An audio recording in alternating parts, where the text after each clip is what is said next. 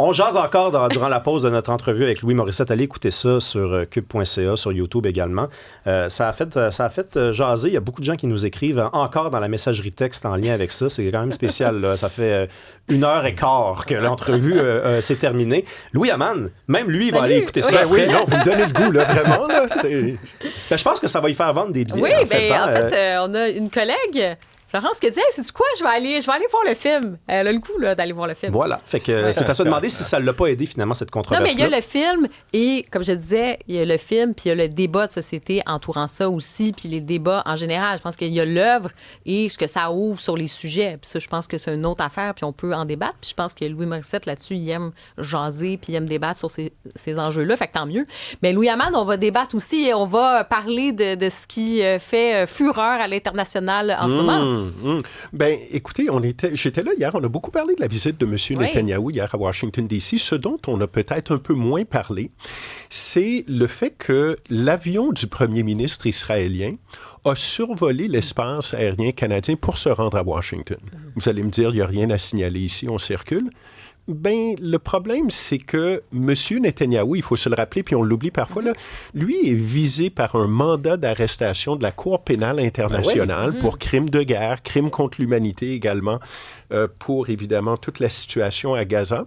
Donc, en principe, le Canada, qui est un membre de la Cour pénale, membre, je dirais même fondateur de la Cour pénale internationale, a une obligation d'exécuter ce mandat d'arrestation-là si jamais M. Netanyahou mettait les pieds au Canada.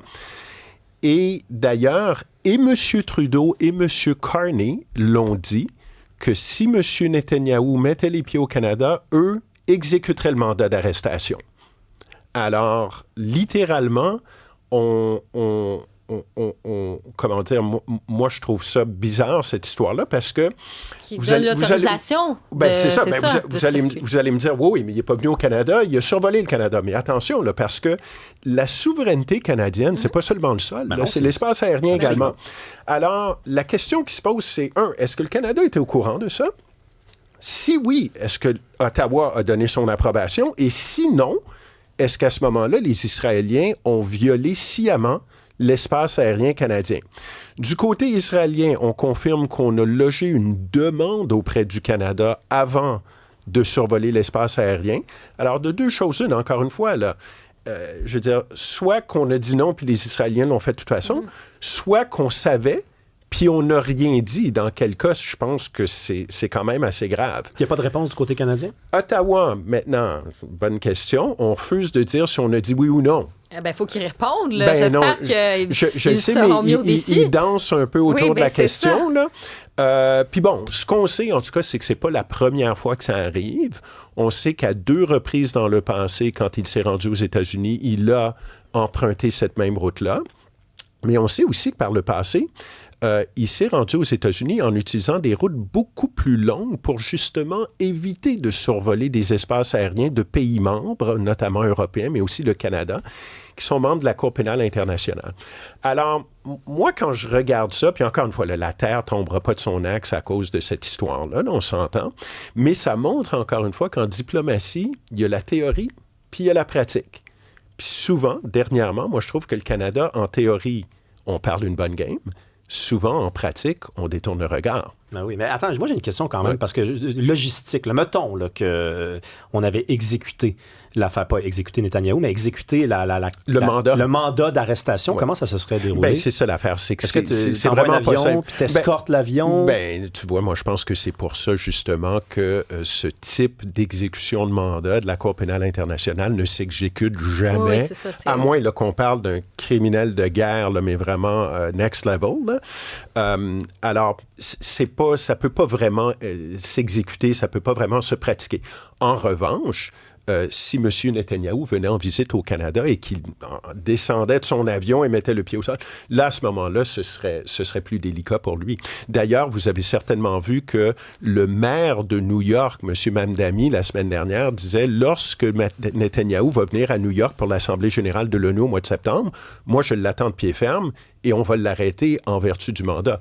le truc, c'est que Mme Dami ne peut pas faire ça. Là. Le mandat, il faudrait qu'il soit exécuté par le gouvernement fédéral américain et on sait que les États-Unis ne sont pas membres de la Cour pénale internationale. Oui, alors, Bibi Netanyahou ne craint absolument rien lorsqu'il est aux États-Unis. Donc, c'est plus un peu, j'allais dire, une posture. On fait aussi de la communication avec ça. C'est un symbole, en fait. C'est clair. Non, il n'y a aucun doute là-dessus, mais moi, je reviens encore au fait que souvent, puis ça, c'est pas seulement avec le nouveau gouvernement Carney, on l'a vu aussi souvent sous le règne de M. Trudeau, sous le mandat de M. Trudeau, où le Canada évoque des grands principes et lorsque vient le temps d'exécuter des choses qui sont qui contreviennent à ces grands principes-là, mais encore une fois, on détourne le regard. Il y a quand même une différence entre énoncer un principe puis le faire. Non, ça c'est clair. C'est comme dans la vraie vie. Hein. Plus facile à dire qu'à faire. Ben, c'est comme dans la vraie vie, hein, avec le vrai monde. Je vais le faire, oui, je vais venir, oui, je vais arrêter de te tromper. Là, je mélange plein d'affaires, par contre. OK. Parlons de cette histoire d'espionnage-là. En fait, c'est la chronique un peu... rapidement. Film de science-fiction. James Bond, un peu. C'est une histoire un peu bizarroïde. Moi, je dirais même inquiétante, qui implique une stagiaire canadienne d'origine chinoise qui travaillait à ce qu'on appelle le quartier général stratégique des puissances alliées en Europe. Ça, là, c'est une instance hyper stratégique de l'OTAN. C'est basé en Belgique. C'est là où on prépare les missions de l'OTAN les plus sensibles. Alors, cette jeune stagiaire-là a été arrêtée vendredi dernier par les autorités belges. Elle est soupçonnée, entre autres, d'espionnage pour un pays tiers. Parce qu'encore une fois, là, citoyenne canadienne d'origine chinoise, mais elle espionnerait, ou du moins selon les Belges, pour un pays tiers. Elle est également soupçonnée d'appartenir à une organisation criminelle. Et ce seraient des comportements suspects de cette jeune femme qui aurait mis la puce à l'oreille des services de renseignement belges qui l'ont arrêtée. Bref, histoire, encore une fois, nébuleuse qui pourrait avoir des conséquences plutôt malheureuses pour le Canada, dans la mesure où c'est certain que lorsque tu as des incidents comme ceux-là, les gens ou les services de renseignement étrangers ont tendance à te faire moins confiance parce qu'il y a justement des problèmes de sécurité en ce qui concerne les gens qui travaillent pour le gouvernement canadien.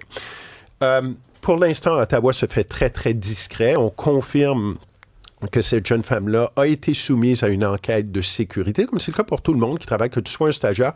Moi, quand je suis rentré au gouvernement, en cabinet ministériel, on nous soumet une enquête de sécurité. Et, on nous dit à Ottawa que oui, on confirme qu'elle est... Mais clairement, quelqu'un l'a échappé, là, Rémi et Karima, parce que, alors, ça soulève toutes sortes de questions. C'est qui cette femme-là? J'ai parlé de l'enquête de sécurité. On a dit que ça a été fait. Est-ce qu'elle avait déjà travaillé au sein du gouvernement canadien avant de faire son stage là-bas à Bruxelles? Pour quel pays tiers est-ce qu'elle supposément espionnait? Et est-ce qu'elle a été recrutée sur place là-bas en Belgique pendant son stage? Ou est-ce qu'elle a été recrutée il y a 2 ans, puis c'est un agent dormant, là, comme on dit? Alors, toutes ces questions-là, évidemment, on espère, vont être élucidées avec le procès qui va suivre là-bas. Parquet fédéral belge, plutôt avare de commentaires. On confirme son arrestation, sa détention. On confirme qu'on a exécuté des mandats de perquisition autant chez elle qu'à son lieu de travail. Puis le procureur également, je pense que c'était hier ou avant-hier, le procureur fédéral là-bas, a refusé sa demande de remise en liberté sous caution. Alors, c'est quand même quelque chose qui est sérieux, mais je pense qu'il faut aussi relativiser un peu les choses. Là, c'est une stagiaire, oui, elle avait une cote de sécurité, mais probablement qu'elle ne composait pas ou elle n'était pas, si vous voulez, elle n'avait pas à dealer souvent avec des trucs hyper sensibles, là, d'une part. Mais c'est ce qu'on va voir, en fait. C'est ce qu'on va voir, parce que là, on dit, arrestation, espionnage présumé d'une stagiaire canadienne d'origine chinoise en poste à l'OTAN.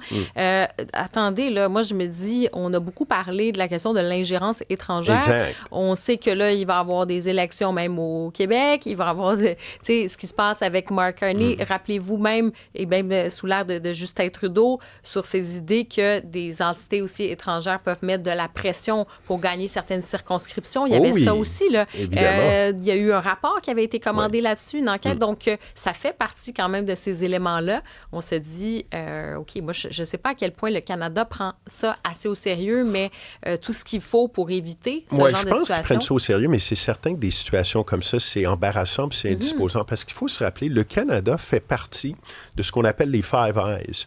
Les Five Eyes, c'est les 5 services de renseignement, donc États-Unis, Canada, Grande-Bretagne, Australie et Nouvelle-Zélande. Ça a été créé après la Deuxième Guerre mondiale. Et il y a beaucoup d'échanges de renseignements entre ces différents services-là au sein du Five Eyes. Alors, c'est certain que pour des pays qui veulent s'en prendre au Canada ou à un de ces 5 pays. C'est certain que d'avoir un in, si tu veux, à l'intérieur du Five Eyes, c'est quand même assez important. Et pour le Canada, ce qui est indisposant, c'est qu'encore une fois, ces services de renseignement-là vont peut-être éviter à l'avenir de partager certains renseignements de peur que ça coule ou que ce soit révélé d'une façon ou d'une autre par le biais, par exemple, d'une espionne qui se fait prendre. Mais bon, à la défense des services de renseignement canadiens, eux ont fait l'enquête de sécurité. Et moi, je dis, là, c'est comme tout le monde, là, tu sais pas ce que tu sais pas. Eux regardent, est-ce que tu as des antécédents criminels, puis est-ce que tu as eu des interactions avec la police? Si tout semble correct à ce point de vue-là, je veux dire, encore une fois, là, eux, ils savent pas ce qu'ils savent pas. Alors, d'autant plus que c'est une stagiaire. Oui, c'est ça, parce que tu as des niveaux de code de sécurité qui peuvent varier. Là. Plus tu approches des postes sensibles, plus ta cote de sécurité doit être augmentée. Il y a différentes gradations. Là, il y a secret, top secret, tout ça. Toi, tu es pas mal top secret.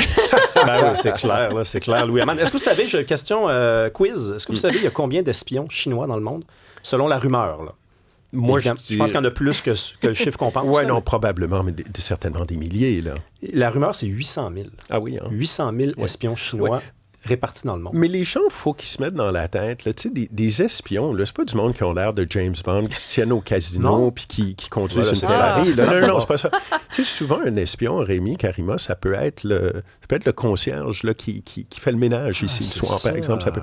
Alors, le 800 000, ça me surprend pas. Ben, ça me surprend. Ça me choque, mais ça me surprend pas. Je suis en train de penser à notre concierge. Merci beaucoup, Louis-Armand. Bonne journée. Bye-bye. Merci.